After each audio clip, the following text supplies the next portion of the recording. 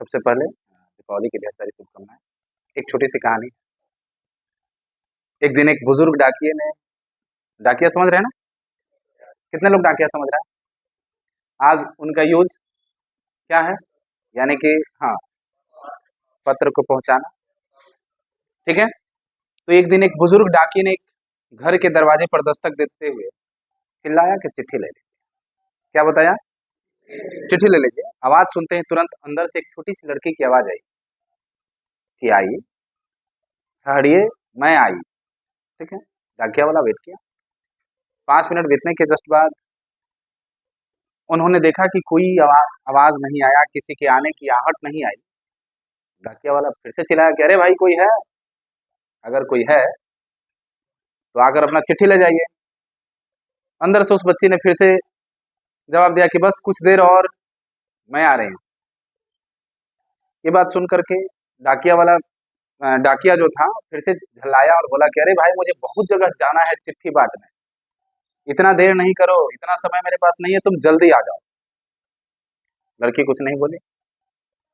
समय बीतता गया। डाकिया जो था काफी अधिक चिढ़ा हुआ था।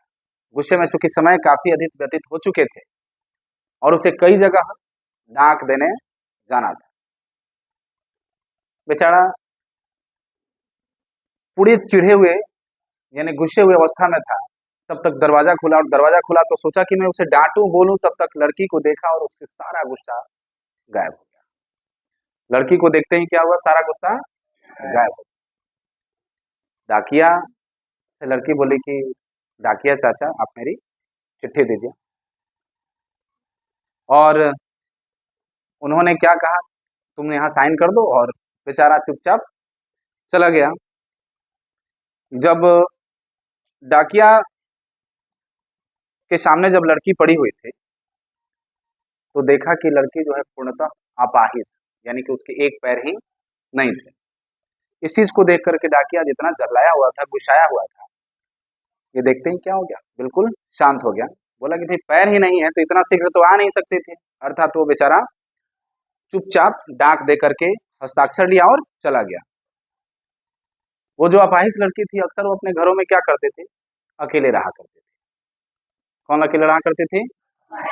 कारण कि बचपन में ही उसकी माँ जो डेथ कर गई थी, तो पिताजी को काम के सिलसिले में बार बार कहाँ जाना होता था? बाहर आना जाना पड़ता था। और बाहर जाते थे तो कुछ समय लग ही जाता था। अर्थात अपनी बातों को उस बच्ची तक पहुंचाने के खातिर चिट्ठी लिखा करते थे, और वही डाकिया आकर के चिट्ठी दिया करता था। समय निकलता गया। महीने 2 महीने जब कभी उस लड़की के लिए कोई डाक आती थी तो डाकिया एक आवाज दे करके बिल्कुल शांत हो जाते थे और तब तक वेट करते थे जब तक वो लड़की घर से बाहर नहीं आ जाती। क्योंकि लड़की की अवस्था को तो उन्होंने देखा था, ये भी समझ चुके थे कि लड़की अगर अंदर होगी तो उसको अंदर से बाहर आने में काफी अधिक समय लगेगा। तो दरवाजे पर खड़ा रहते थे। धीरे धीरे उन दोनों के बीच में मेल जोल बढ़ गया, भावनात्मक लगाव भी बढ़ता गया। एक दिन उस लड़की ने बहुत गौर से देखा कि डाकिये के पैर में कई महीनों से जूता नहीं, खाली पांव आते हैं और हम सबको चिट्ठी दे करके चले जाते हैं। बरसात का मौसम आया था। जब भावनात्मक लगाव बढ़ जाता है तो आदमी एक दूसरे की अच्छाई के बारे में, सुख सुविधा के बारे में सोचना शुरू कर देता है। तो लड़की भी बस यही की, और भावनात्मक लगाव बढ़ने के कारण सोचा कि हम इनको कुछ गिफ्ट कर दें।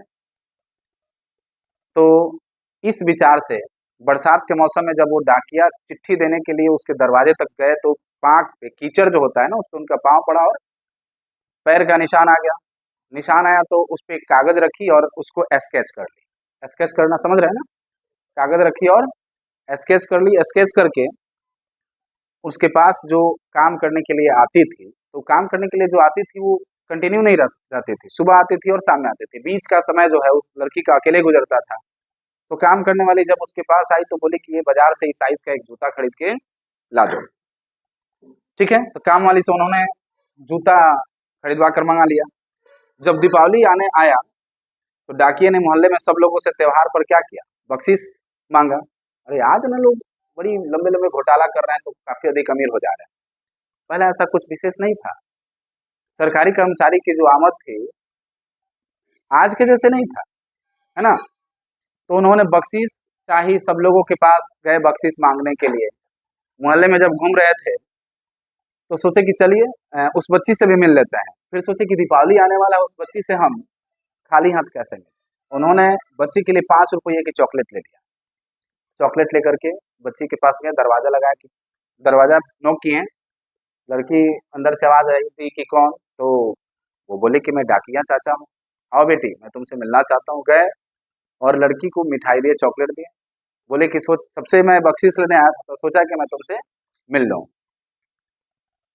तो लड़की बोली कि चाचा हमसे भी कुछ ले लीजिए। वो बोले कि नहीं, तुम तो मेरी बेटी के समान है, हम तुमसे बख्शीश कैसे लेंगे। उस वक्त काम वाली थी और काम वाली को उन्होंने कॉल किया और बोला कि जो डब्बा तुम रखी हो वो लेकर के आओ। लड़की गई, डब्बा लेकर के आई और देने की कोशिश की, लेकिन डाकिया चाचा जो थे उन्होंने क्या बोला कि नहीं, हम तुमसे बख्शीश नहीं लेंगे। तो छोटी बच्ची थी, बड़ी प्रेम से बोली कि अंकल अगर आप ये डब्बा या गिफ्ट हमसे नहीं लेते हैं तो हम नाराज हैं, है ना। ये कह करके काफी इमोशनल हो गई लड़की।